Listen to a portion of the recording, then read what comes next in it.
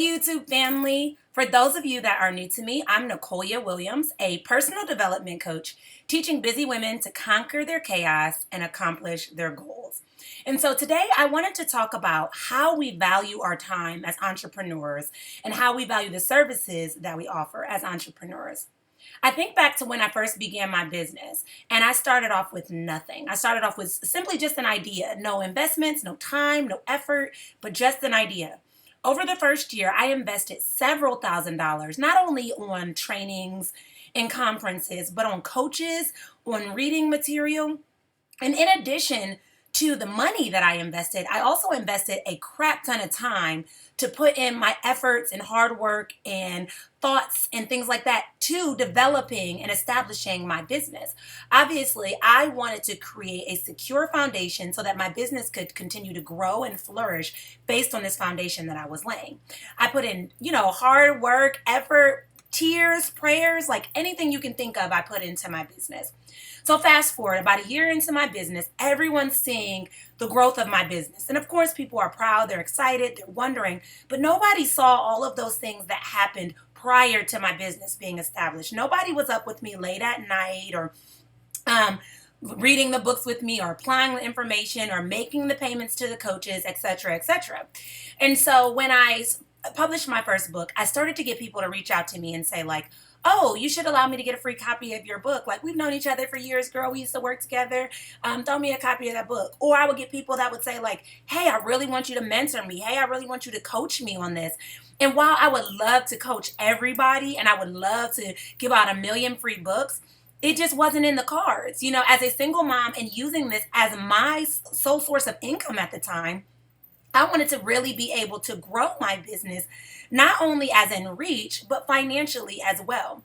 And I remember I just felt so much weight and I felt such a burden, feeling like it was my responsibility to provide all of these free things for people, friends and family alike. And I had someone tell me a very powerful story, and I want to share it with you. Now, I'm not sure if it's a fable or if it's a true story, but the story resonated so well with me. And as a new entrepreneur, you're going to run into the same hurdles and road bumps. You're going to run into times where people want things done for free or material for free, or they want the knowledge that you had given to them for free. And unfortunately, it's just not fair. You put in time, effort, work, and money, and so you deserve to be able to charge accordingly. So I'll share the little fable or story with you. So one day, Pablo Picasso, a famous artist at the time, is sitting at a restaurant, and he is drawing out something on a napkin. And so a young man comes over and he sees it, and he's like, man, can you draw something for me, please? Like, you're a wonderful artist. Can you draw something for me?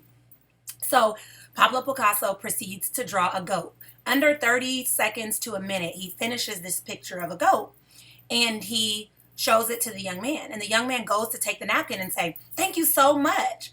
And Pablo Picasso says, wait a minute, that picture is actually going to be $100,000. And the guy's like, you're tripping. That's crazy. You drew that in under a minute. It's on a napkin, and it took you no time.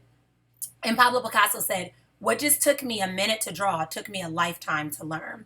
And I think that story is so powerful because while he became a great artist over time, he spent hours and days and months and weeks and years of his life honing in and learning the skill to really become such a powerful artist. So to that young man, it looked like it took 30 seconds or a minute to draw. It looked like it had no effort behind it. But in reality, it had a ton of effort because he had spent all those years of his life learning that skill. And the same thing for you, whether you're a book writer, whether you're an entrepreneur coach, whether you're a nurse, whatever it may be, you learned those skills over time. I remember going to school for my counseling license. And I went to school for years. I did undergrad for 4 years. I did 2 years of my first master's and 2 years of a subsequent master's. And so a total of 8 years I spent learning how to counsel people. Now, counseling is like second nature to me. I'm familiar with it. I'm comfortable with it because I've done it for years. But that doesn't mean that it was easy at a time. I had to learn how to get to this point to be comfortable and confident enough to be able to coach and support people where they're at. It's not something that was easy in the beginning, but it may appear easy now. But that does not minimize or negate any of the efforts that I put in prior to. So as you're continuing to expand and grow your business, I want you to consider these things. When people are reaching out to you and asking you for free things, or reaching out or questioning the price that you paid for your service, you deserve to create the prices that work for you, the prices that equate to the amount of effort and time and work that you put into it. Don't sell yourself short, because when you were hiring coaches, you didn't hire coaches that sold themselves short. You hired coaches that were the best.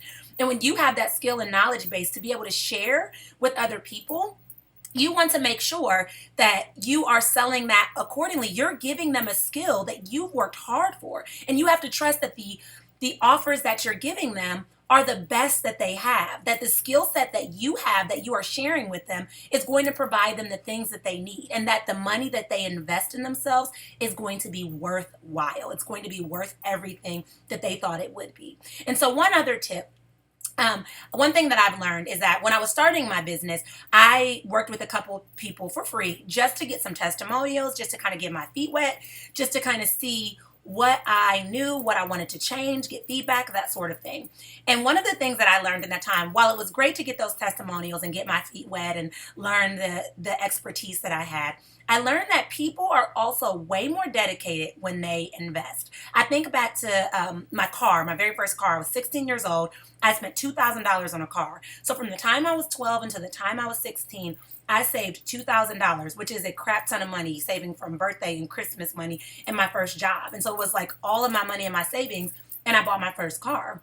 Whereas all my other friends, their parents are giving them cars. And so they didn't really care, because they're like, this is my mom's car. She'll clean it. My mom's, she'll put gas in it. But for me, I took a lot of pride in that car, because I had put my hard-earned time and money towards driving that car and owning that car. And so it's the same thing when people are investing in themselves for business, or for book writing coaching, or for goal setting, or for counseling, or for anything. When you invest in it, you're going to take more pride in what you invested in, and therefore you're going to put more effort towards it. And so as you're continuing to develop your prices, or continuing to develop your offers, consider the fact that your price is going to reflect the effort that people are going to put in to the work that they give. So I just want to continue to encourage you as you continue to grow and expand your business. Just be proud of what you've done. Take pride in what you've done, and continue to grow so that you can continue to offer those you work with the best services that's out there. So I wish you guys the best, and as always, continue with clarity. Bye, guys.